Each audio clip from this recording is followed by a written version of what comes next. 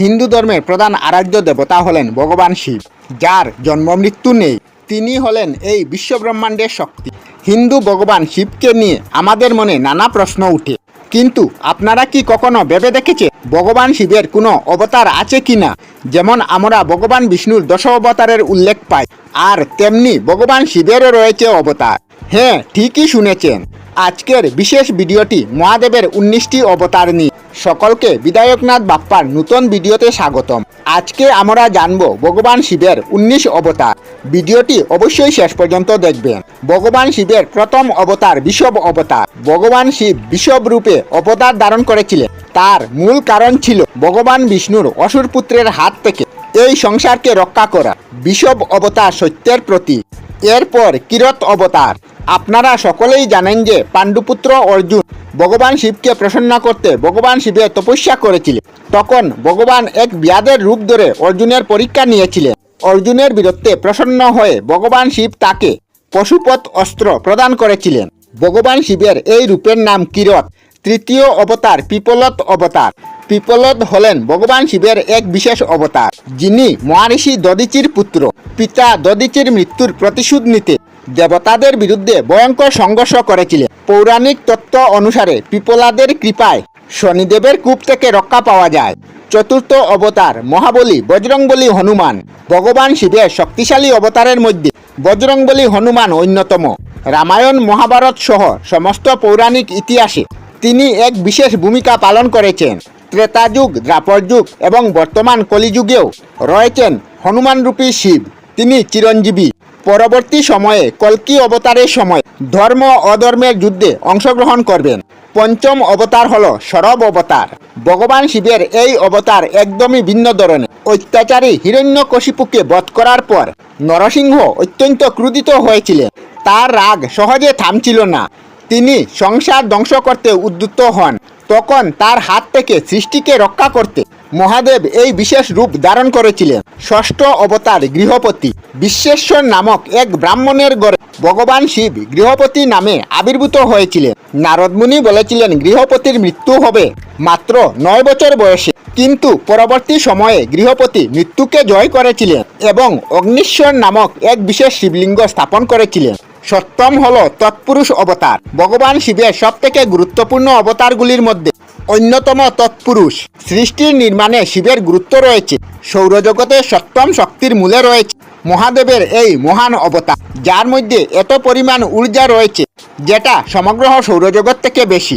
এরপর আসি অষ্টম অবতার। ভগবান শিবের অবতারের মধ্যে অষ্টম অবতার একটি বিশেষ অবতার, ঈশান। সৃষ্টিকর্তা ব্রহ্মা এই সংসার নির্মাণ করার সময় মহাদেবের কৃপা লাভ করেছিলেন। এরপরই শুরু হয়েছিল সৃষ্টি নির্মাণের কাজ। সর্বোপরি সৃষ্টির আদিতে এই ঈশান অবতারের বিশেষ গুরুত্ব রয়েছে। নবম অবতার নন্দী। ভগবান শিবের সবচেয়ে কাছের হলো নন্দী। আপনারা সবাই দেখেছেন যে মহাদেবের সঙ্গে দেখা যায় একটি ষাঁড়, তবে অনেকেই জানেন না যে নন্দী স্বয়ং শিবের অংশ। যে কোনো শিব মন্দিরে প্রবেশ করার আগে নন্দীর মূর্তি চোখে পড়বেই। নন্দী অবতারের প্রকৃত রূপ একটু ভিন্ন, যেখানে তিনি চতুর্ভুজা রূপী। নন্দিকেশ্বর নামক এই রূপ ভগবান শিবের বিশেষ অবতার। আপনারা অনেকে হয়তো জানেন না, নন্দী মূর্তির কানে কোনো কিছু চাই আপনার সেই ইচ্ছা পূরণ হবে। দশম অবতার হলো মানদেব। একবার সংসারের সৃষ্টি করার সময় ভগবান ব্রহ্মা বড় সংকটে পড়েছিলেন। তখন তার মধ্যে এক লাল বর্ণে এক দিব্য অংশের উৎপন্ন হয়। ভগবান শিবের এই বিশেষ অবতারের নাম নামদেব। 11 নম্বরে হলো সুরেশ্বর। ভগবান শিবের সবচেয়ে প্রধান অবতারগুলির মধ্যে সুরেশ্বর অন্যতম। ভগবান শিব এই রূপ ধারণ করে তার ভক্ত উপমন্যুকে দর্শন দিয়েছিলেন। দ্বাদশ অবতার অঘরী। ভগবান শিবের এক প্রচণ্ড রূপ অঘরী।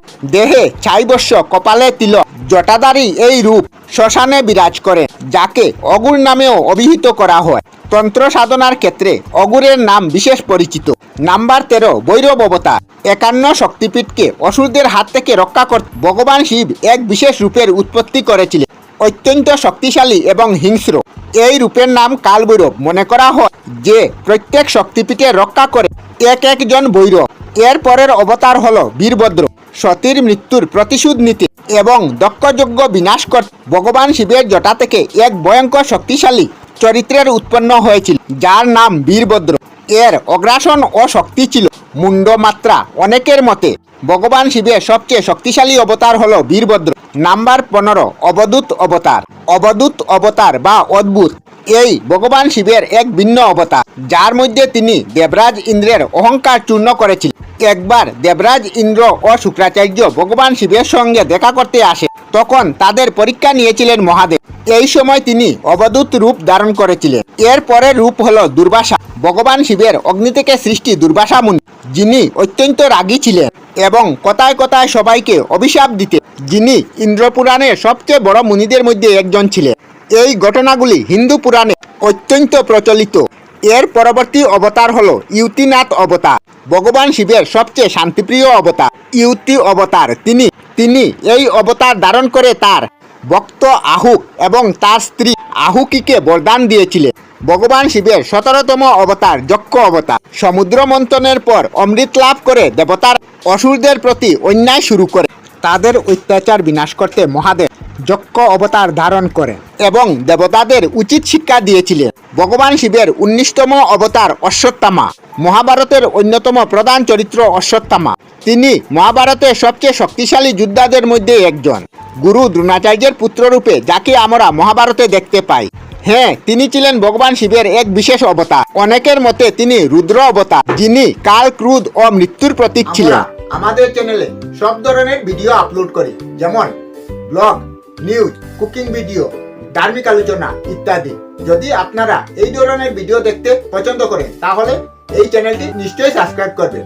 আমি আপনাদের সাথে বিদায়ক না, আজকের মতো বিদায় নিলাম। আর ভিডিওটি ভালো লাগে লাইক, শেয়ার ও কমেন্ট করবেন। ভিডিওটি সম্পূর্ণ দেখার জন্য অশেষ ধন্যবাদ।